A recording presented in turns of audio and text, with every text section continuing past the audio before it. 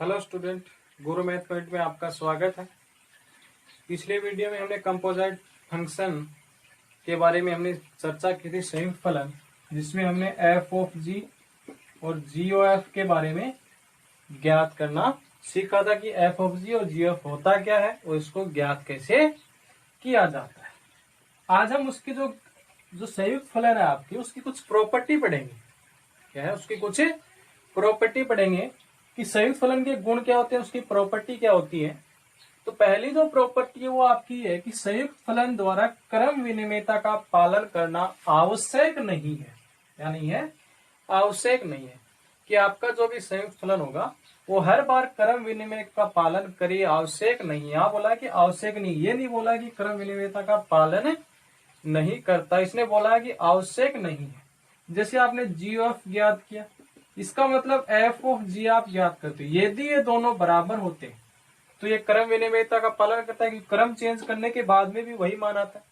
यदि ये बराबर नहीं होते हैं तो क्रम विनिमयता का पालन नहीं करता है। तो हमें बोला कि ये आवश्यक नहीं है। तो हम ज्ञात करेंगे कि कब कब आवश्यक नहीं है और कौन सी कंडीशन में ये क्रम विनिमय हो सकता है।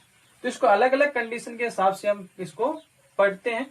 तो पहली कंडीशन हम लेते हैं कि यदि आपके पास फलन f है वो a से b में, तथा फलन g है वो b से c में, दो फलन है आपके पास। क्या है? दो फलन है। तो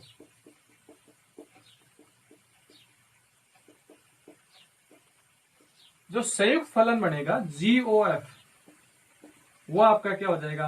A से C में विद्यमान तथा परिभाषित होगा। फलन f है A से B में, फलन f है A से B में, इसको A B C। A से B में फलन B है वो क्या है?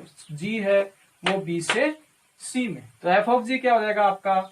A से C में। ये मैंने आपको बताया था। ये देखो f ऑफ जी फलन है, उसको हम मिलाते हैं, उसको संयुक्त करते हैं, कंपोजिट करते हैं उसको, तो हमें एक नया फलन प्राप्त होता है GOF। उन दोनों फलनों का संयुक्त फलन वो क्या है? A से C में।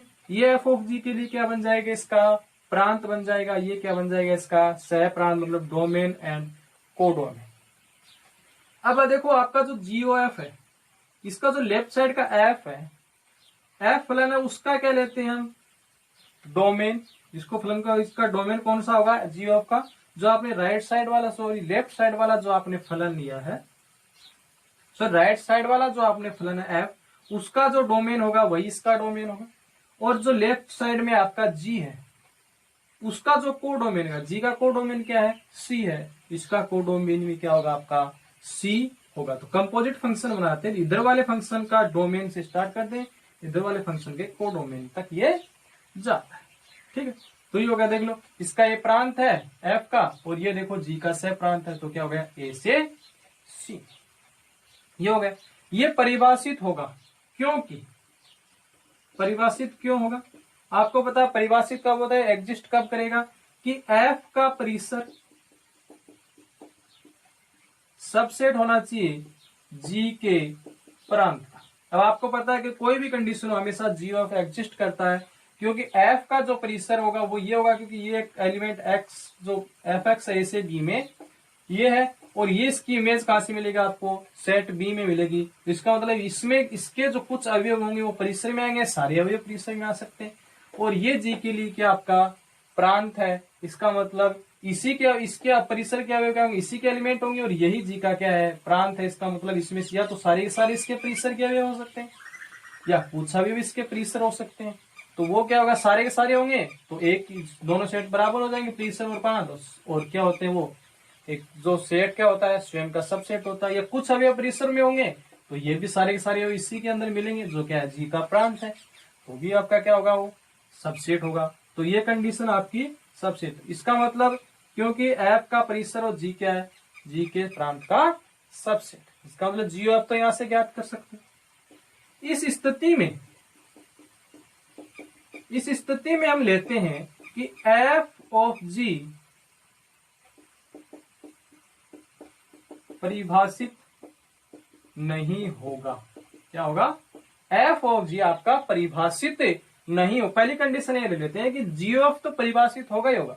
क्रम विनिमय मतलब क्रम विनिमयता का या तो जी ओ एफ बराबर एफ ऑफ जी होना चाहिए, यदि नहीं है तो ये दोनों बराबर नहीं। यदि ये तो हर कंडीशन में एग्जिस्ट करता है, पहले मान लेते हैं कि ये एग्जिस्ट नहीं कर रहा है। यदि ये एग्जिस्ट ही नहीं कर रहा है तो इसका मान भी हम ज्ञात नहीं कर सकते, तो क्रम विनिमयता यहाँ सवाल ही नहीं उठता। तो पहले में ले लेते हैं कि ये आपका क्या है, परिभाषित नहीं है। क्योंकि जी का परिसर सबसेट नहीं है एफ के प्रांत का, सबसेट नहीं है एफ के प्रांत का। इसका मतलब जो जी के जो परिसर में जो अवयव आएंगे वो एफ के प्रांत में आपको सारे के सारे अवयव नहीं मिलेंगे। जी का परिसर आपका ये है और एफ का प्रांत क्या है, इसका मतलब इसके जो परिसर में जो अवयव आएंगे सारे के सारे आपको इसके अंदर नहीं मिलेंगे, या सारे ही नहीं मिलेंगे, कुछ नहीं मिलेंगे या सारे नहीं मिलेंगे, तो आपका क्या होगा, ये सबसेट नहीं हो। यदि हम ये ले लें कि ये परिभाषित नहीं है कि आपका जो सी है वो सबसेट ही नहीं है ए का, ये जो सी है जो आपका समुच्चय सेट सी लिया सबसेट ही मतलब इसके कुछ अवयव या तो इसके अंदर है नहीं या इसके सारे के सारे अवयव इसके अंदर नहीं। इसका मतलब ये सबसेट यदि नहीं है तो एफ ऑफ जी परिभाषित आपका नहीं होगा। तो यहां से आपके लिए क्या कंडीशन बन गई कि जो जी ओ एफ तो आप ज्ञात कर सकते हो, लेकिन एफ ऑफ जी यहाँ एग्जिस्ट ही नहीं करता है, इसका मतलब उसको आप ज्ञात ही नहीं कर सकते, तो ये क्रम विनिमय नहीं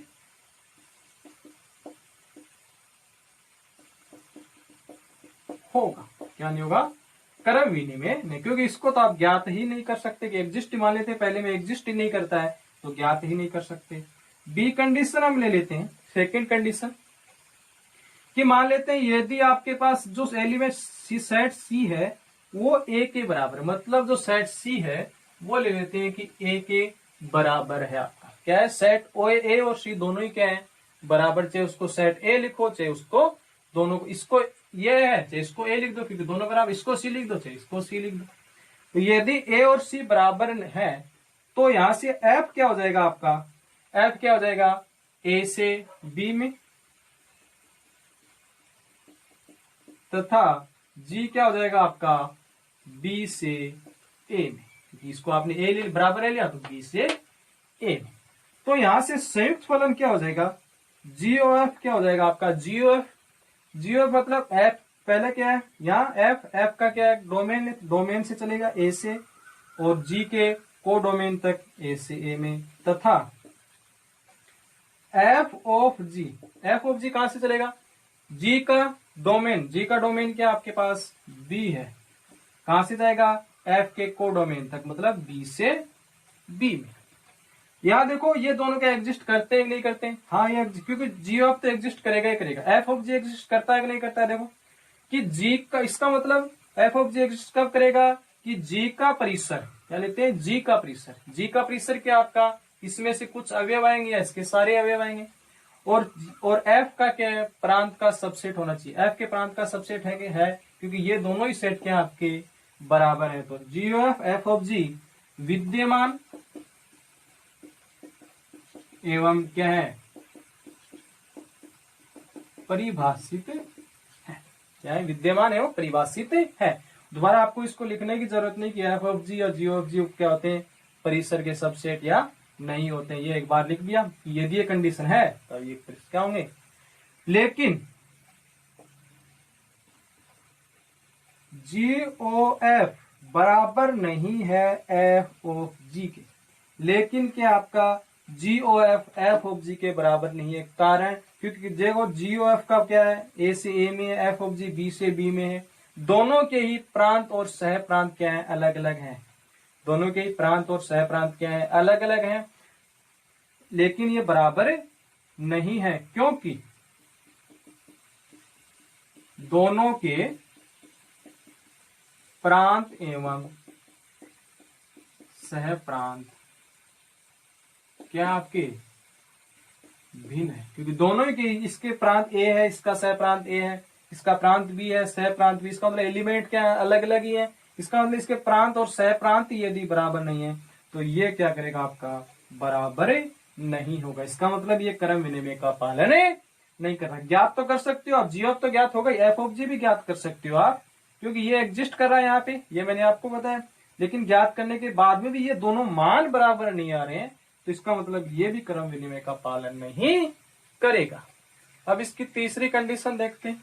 तीसरी कंडीशन, यदि आपके पास तीनों ही सेट क्या हो, बराबर हो, तो एफ क्या हो जाएगा, ए से ए में, एफ ए से ए में, जी भी क्या हो जाएगा, सॉरी ए से ए में, जी भी क्या हो जाएगा, ए से ए में। तो संयुक्त हो तो संयुक्त फलन पहला क्या बनेगा, जी ओ एफ। जी ऑफ कहां से हो जाएगा आपका, ए से ए में, क्योंकि सारे क्या है, बराबर हैं। पहले इसका एफ का कोडोमेन क्या है, ए है, जी का कोडोमेन क्या है, ए है, तथा एफ ऑफ जी भी क्या होगा, ए से ए में। ए से ए में क्या होगा, क्योंकि जी का डोमेन, एफ का कोडोमेन, ये भी ए से ए में ही होगा। विद्यमान एवं परिभाषित होंगे, क्योंकि परिभाषित होंगे, क्योंकि दोनों एग्जिस्ट करते हैं। जी ऑफ तो एग्जिस्ट करेगा ही करेगा, एफ ऑफ जी भी इसमें एग्जिस्ट करता है, क्योंकि सारे ही क्या हैं, सेट बराबर हैं। तो सारे सेट क्या होते हैं, एक दूसरे के सबसेट होते हैं आपके। तो यहां से लिखो तो लिख दो जी ओ एफ, इसको लिख देता हूं, जी ऑफ परिभाषित होगा। क्यों होगा, क्योंकि एफ का परिसर सबसेट है जी के प्रांत, तथा एफ ऑफ जी भी आपका परिभाषित होगा, क्योंकि जी का परिसर आपका ये है। इसके इस सेट के कुछ अवयव हो सकते हैं, जी के परिसर में सारे अवयव हो सकते हैं। और ये देखो, ये एलिमेंट इसके एफ के प्रांत का क्या होगा, सबसेट होगा कि नहीं होगा, क्योंकि कुछ अवयव होंगे वो भी इसके अंदर मिलेंगे, क्योंकि दोनों सेट बराबर है। यदि सेट के सारे अवयव जी के परिसर में आएंगे वो भी इसके अंदर मिलेंगे, तो भी ये क्या होगा, सबसेट होगा। जी का परिसर सबसेट होगा एफ के प्रांत। ये हो गए आपके, ठीक है। इसका मतलब यहां से एफ ऑफ जी और जी ऑफ ज्ञात कर सकते हैं। लेकिन यदि आपके तीनों सेट बराबर हैं, इसका मतलब G of F of G exist करते हैं, ज्ञात कर सकते हो। लेकिन फिर भी आवश्यक नहीं है कि ये बराबर होंगे, लेकिन फिर भी आवश्यक नहीं है कि ये बराबर होंगे। क्या होंगे, ये बराबर होंगे। एग्जाम्पल जैसे देखते हैं, यदि एक सेट बराबर हो और दोनों के मान ज्ञात कर सकते हो, फिर भी क्या ये बराबर होते हैं या नहीं होते हैं। इसमें लिखा है कि लेकिन फिर भी आवश्यक नहीं है कि बराबर हो भी सकते हैं, लेकिन आवश्यक नहीं है कि बराबर हो। मान लेते हैं एफ आर का आर से आर में है, तथा जी आपका आर से आर में, ठीक है। मैं एफ एक्स ले लेता हूं आपका 2x से, तथा जी एक्स जो ले लेता हूं वो ले लेता हूं आपका एक्स स्क्वायर, ठीक। देखते हैं, तो जी ओ एफ क्या हो जाएगा आपका, आर से आर में होगा, तथा एफ ऑफ जी भी क्या होगा, आर से आर में। विद्यमान एवं परिभाषित होंगे। क्या होंगे, विद्यमान होंगे एवं परिभाषित होंगे। परिभाषित होंगे क्योंकि तीनों सेट बराबर है, ये आपने देखा है। तो सारे क्या होंगे, एफ का परिसर जी के प्रांत का सबसेट होगा, जी का परिसर एफ के प्रांत का सबसेट होगा। तो यहां से जी ओ एफ ज्ञात कर लेते हैं पहले। अब जी ओ एफ एक्स, इसको किस प्रकार से लिख सकते हो, जी ऑफ एफ एक्स, ठीक है। और ये कहां से लेते हो आप, तो एफ एक्स का मान क्या आपके पास, एफ एक्स का मान दे रखा आपको 2x। ये जो आप एफ एक्स का मान रखोगे, ये जी के लिए क्या बन जाएगा, एक्स का काम करेगा, और यहां से जी एक्स की क्या दे रखी है, एक्स स्क्वायर, मतलब जो आपके जी के एक्स है उसका क्या करते हैं, स्क्वायर। तो 2x का स्क्वायर किसका मान आ गया, 4x स्क्वायर। तथा एफ ऑफ जी एक्स, इसको आप क्या लिख सकते हो, F G of x. F G x का मान दे रखा आपको एक्स स्क्वायर। अब ये एक्स स्क्वायर एफ के लिए क्या करेगा, एक्स का काम करेगा, क्या करेगा एक्स, और उसका क्या एक्स है, 2x है, मतलब 2, और गुणा में क्या आता है एक्स, और यहाँ एक्स क्या काम है इसके लिए, एक्स स्क्वायर। देखो इसका 4x आ रहा है, 4x स्क्वायर, इसका आ रहा है 2x, तो अतः है G O F not equal to F of G. ज्ञात कर सकते हो, लेकिन जरूरी नहीं है कि ये बराबर होंगे।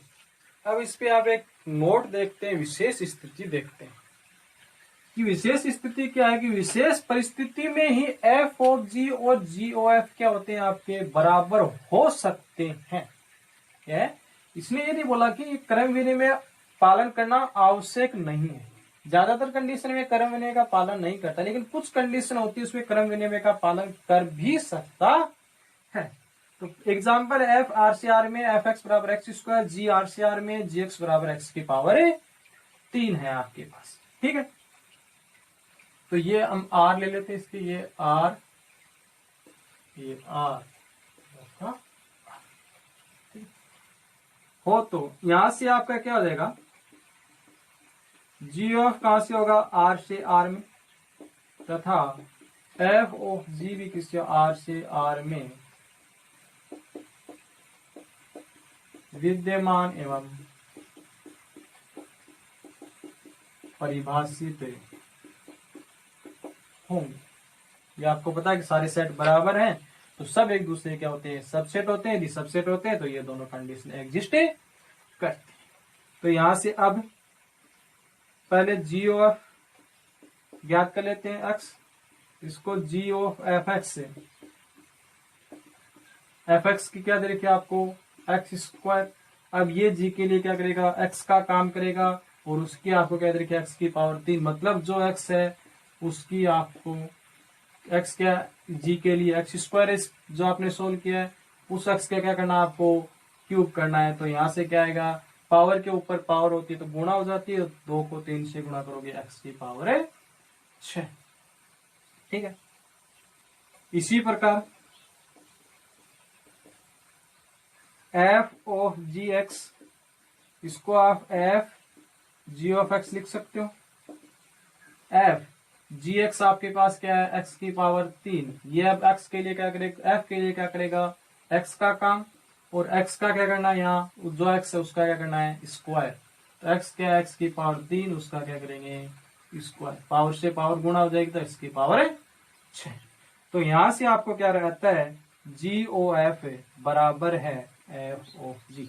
इसका मतलब ये क्रम विनिमय का पालन करता है, परंतु सदैव ऐसा आवश्यक नहीं है। हमेशा ये आपका आवश्यक नहीं है कि एफ ऑफ जी और जी ऑफ बराबर होंगे। अब इसकी सेकंड प्रॉपर्टी देखते हैं।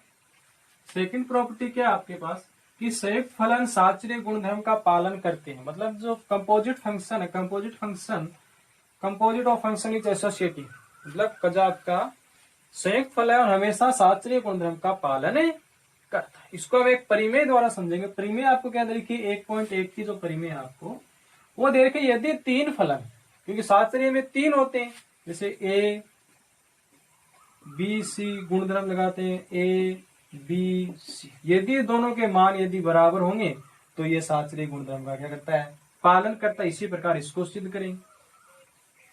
तो परिमेय आपके यदि 3 फलन एफ जी एच आप लेते हो कि निम्न प्रकार क्या है परिभाषित है, तो संयुक्त फलन क्या हो जाएगा आपका, F of G of H, F of G of H परिभाषित हो, तो आपको सिद्ध करना है कि ये दोनों क्या होंगे, बराबर होंगे। यदि ये दोनों बराबर हैं ये संयुक्त फलन, क्योंकि संयुक्त फलन क्या होता है, 2 या 2 से अधिक फलनों को जब मिलाते हैं तो संयुक्त फलन बनता है। तो यहाँ 3 फलनों को मिला रहे हैं तो भी एक संयुक्त फलन है। यदि आप ये सिद्ध कर दो कि ये दोनों बराबर हैं तो साचर्य गुणधर्म का पालन करते हैं। तो मान लेते हैं, माना तीन फलन एफ जी एच निम्न प्रकार परिभाषित है। क्या है? निम्न प्रकार है परिभाषित। जो एच फलन है वो आपका ए से बी में, जी जो फलन है वो आपका बी से सी में, तथा एफ जो फलन है वो आपका सी से डी में परिभाषित है। तब जो दो आप संयुक्त फलन, दोनों संयुक्त फलन पहला क्या है? F O G O F तथा F of G of H क्या है? ए से डी में परिभाषित। कहां से है?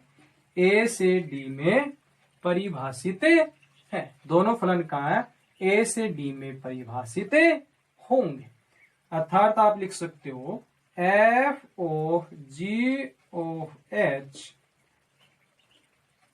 ये कहा है? ए से डी में परिभाषित है, तथा F of G of H ये भी क्या है? ए से डी में परिभाषित है। अब ए से डी में ये परिभाषित होंगे या नहीं होंगी वो मैं आपको समझा देता हूं। यहां से थोड़ा सा रफ है।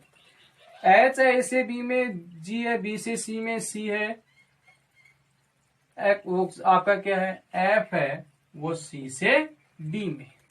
ठीक है, पहले एफ ऑफ जी क्या ए से डी में होगा, उसी प्रकार ये भी ए से डी में, इसको समझते हैं। तो पहले कोष्टक वाले करते हैं जी ओ एफ, जी ओ तब जी से एच। यहां से देखो ये जी है, ये आपका एच क्या है? ये अब देखते हैं कि ये, तो इसको क्या लिखते हैं? जी ओ एफ एच ये लिखते हैं। और ये कहां से होगा? एच का क्या लेते हैं? डोमेन। ये कहां से होगा? ए से। और इधर वाले क्या लेते हो? कोडोमेन ए से सी में परिभाषित है। इसका मतलब ये आपका ए से सी। ठीक है, अब आपको क्या चाहिए? F of G of H, मतलब ये F of G O F ये कहां से होगा? यहां से ये क्या आपका? जी ओ एफ एच ए से सी में है। अब एफ के साथ संयुक्त फलन बनाना है इसका, तो एफ के साथ संयुक्त फलन क्या होगा? ये होगा कि नहीं होगा?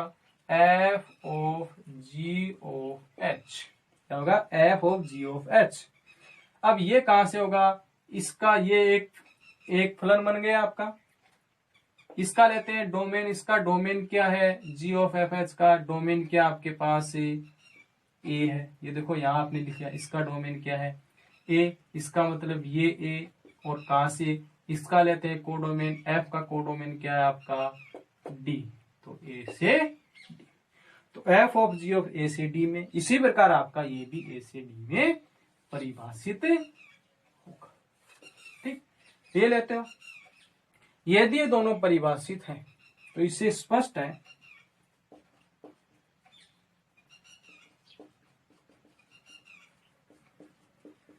है कि दोनों के प्रांत क्या है? ए तथा सह प्रांत क्या है? बी है आपका। क्योंकि ये प्रांत हो गया, इसके लिए सह प्रांत, ये प्रांत होगा, ये आपका सह प्रांत हो गया। तो यदि ए से डी में है तो ये इसके लिए प्रांत और ये इसके लिए सह प्रांत आपका हो गया। क्या हो गया? प्रांत और सह प्रांत। हमें सिद्ध करना है, हमें क्या करना है? सिद्ध करना है कि, हमें क्या सिद्ध करना है? F of G of H X बराबर F of G of H X. और प्रत्येक एक्स कहां से होगा आपका? सेट ए से। प्रत्येक एक्स से सेट ए से। ठीक है, कि आपको ये सिद्ध करना है कि ये दोनों बराबर होंगे और प्रत्येक एक्स बिलोंग्स टू ए। अब इसको हम सिद्ध करते हैं कि ये दोनों बराबर होंगे। तो माना एक्स बिलोंग्स टू ए में ले लेते हैं, y बिलोंग्स टू b में तथा z बिलोंग्स टू c, क्या है, z बिलोंग्स टू c में निम्न प्रकार परिभाषित है। क्या है, निम्न प्रकार। सेट ए में x अवयव लेते हैं, सेट बी में y ले लेते हैं, सेट सी में z अवयव हमें ले लेते हैं। निम्न प्रकार से परिभाषित है कि एच ओ एक्स बराबर क्या होगा आपका y। क्यों? क्योंकि इसकी जो आपकी सारी की सारी इमेज किसमें मिलेंगी, सेट बी में। तो ये क्या हो जाएगा, इसका दोया लिख सकते हो, एच ऑफ एक्स से बराबर क्या हो जाएगा y, तथा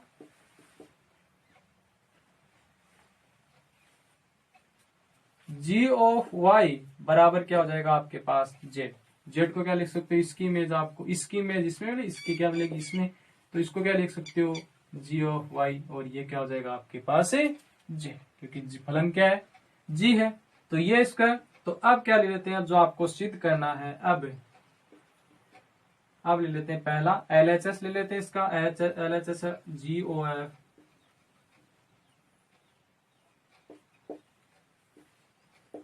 x। अब आप इसको f of g of h x है, इसको आप अलग अलग लिख सकते हो, क्योंकि f ऑफ g होता है x है, इसको आप कैसे लिख सकते हो, f g ऑफ x। इसी प्रकार ये आपका संयुक्त फलन, ये एक फलन है, ये एक फलन है, इसको हम अलग अलग लिख सकते हैं। तो f जी ओ एफ एच एक्स, ये हो गया। अब इसको आप खोल सकते हो, इसको खोलोगे तो F G H O F X, ये हो गया आपका एफ। इसका एच एक्स का मान आपने क्या लिया है वाई, तो जी ऑफ वाई, ठीक है। जी वाई का मान आपने क्या लिया है जेड, एफ जेड, समीकरण एक। एलएचएस साइड आपने निकाल ली। अब आरएचएस साइड इसी प्रकार, ये है आरएचएस साइड, ये F of G of H, ये एक्स। इसको आप किस प्रकार से, अब ये इन दोनों पहले इसको अलग अलग, क्योंकि ये फलन है, ये फलन है, तो इसको क्या लिख सकते हो एफ ऑफ जी, ये हो जाएगा आपके पास एच एक्स, लिख दिया आपने जो आपको इसे लिखा, इसी प्रकार इसको लिख दिया F of ji H x, क्या एच एक्स आपके पास वाई, ठीक है। अब इसको आप क्या लिख सकते हो, एफ ऑफ जी को क्या लिख सकते हो F G of Y, G of Y की वैल्यू आपके पास क्या है जेड है, तो ये हो जाएगा एफ जेड, समीकरण 2, ठीक है। तो समीकरण 1 व 2 से, समीकरण 1 व 2 से क्या हो जाएगा आपके पास F of G of H X बराबर किसके है F of G of H X, और प्रत्येक एक्स बिलोंग्स टू ए। इसका मतलब एफ ऑफ जी एच बराबर होगा एफ ऑफ जी एच। तो अतः यह है साचरीय गुणधर्म का पालन करते हैं। तो आपका जो संयुक्त फलन है वो हमेशा साचरीय गुणधर्म का पालन करेगा।